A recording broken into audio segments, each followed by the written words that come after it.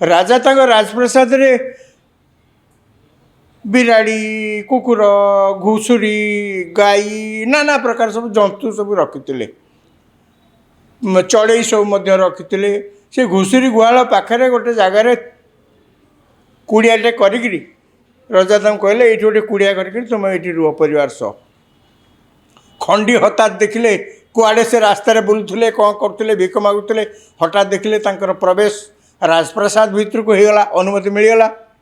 खंडी क्रमे राजा को निकटतर होगा लगिले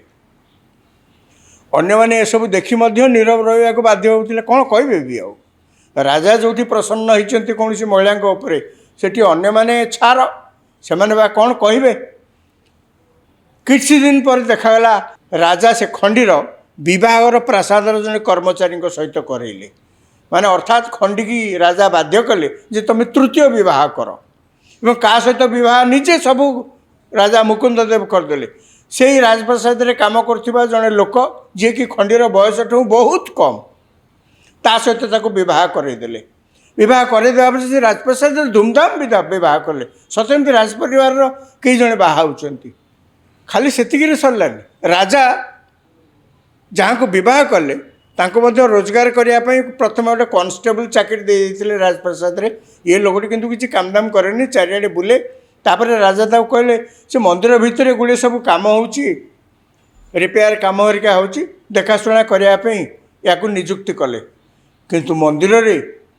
जेते सेवायत थे अन्य जे थे से विरोध कले कहले ये पारे एठिक आसिक आप मंदिर भितर किसी पशिपारे विचार आ कौन करेंगे केवल सेतिक नुहे ये महिला जनक राजा आउरी निकटतर केमती हेले हठात से गोटे दिने मुंडे कौन जुटिला गोटे उपाय जुटिला कौन ना रजा खाऊले थे बसिक माने बसिले खावाई मणोई रजा बसिले हठात खंडी कौटी थिला से पाखापाखि कौटी से दौड़िक आसी रजा को कहला महाराज महाराज आपण खातुनि रजा पचारे कहीं ना ये सब विष हो जाइए रजा सांगे सांगे किसी आउ न बुझी न सुझी सांगे सांगे से जहाँ बढ़ा होता खाया सब तो दुआर को फोपाड़ी देले ता परदिन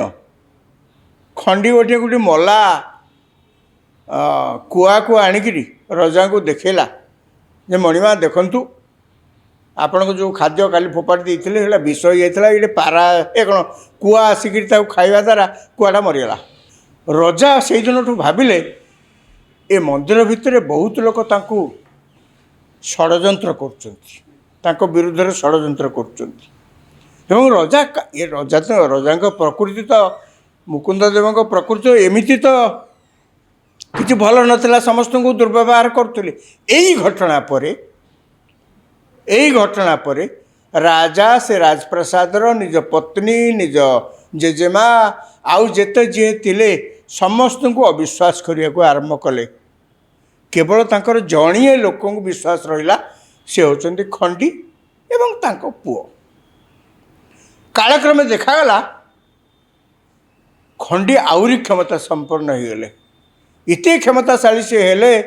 जे तांको पुओ मध्य गोटे नोटिस मारदेले जे राजप्रसाद को कहीं पशिपारे खंडी बा तांको पुओंकर बिना अनुमति रे रजा मध्य एक कले जगन्नाथ जमी किसी करदे खंडी और पुओ ना ताकू इंग्रेज सरकार से लोक मैंने जानता ना इंग्रेज सरकार से धरिकी कहले ना ना ये हो पारे ये जमी आपण कर नुह ये जमी जगन्नाथ आपण कमी बिकदेवे माने यही भाव में खाली से नुहे से पुरी जो कलेक्टर थे इंग्रेज कलेक्टर इंग्रेज शासन समय सी थे फाइल देखु देखु जना पड़ा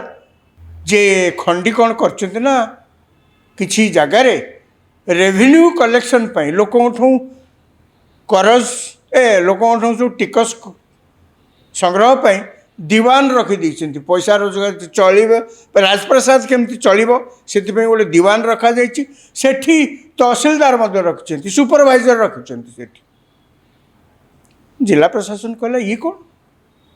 आपन तो ये सब कम करें ना खाली जिला प्रशासन एति कहलानी जिला प्रशासन सदय हो इंग्रेज प्रशासन हेले भी सी सदय हो विभिन्न लोक सब कहले जे आपण राजा को टिके बुझातु ए जो पथर से जाउछन्ति जो बाटेरे जाउछन्ति से बाटेरे बहुत कंटा एवं से आउरी बेसी हैरान हेबे। आमे देखिछे जे जने गजपति राजा जी ओडिया स्वाभिमान प्रतीक जहाँ को पई जगन्नाथ मंदिर जहाँ को पई एते बड़ सेवा जहाँ को देखिले चलती विष्णु बोलिक मुंड नई जाए समस्तंकर सी मध्य एते विपत्तगामी होकरी जड़े गोबर गोटी भिकारुणी महिला संस्पर्श रे आसी निजर निज परिवार जगन्नाथ मंदिर एवं सर्वोपरि गजपति अनुष्ठान की प्रकार अनिष्ट करथिले ता आमे ये घटना जानू। आज एतिकी पुणी थर देखिबा आउ गोटे राजा घर कहानी। धन्यवाद।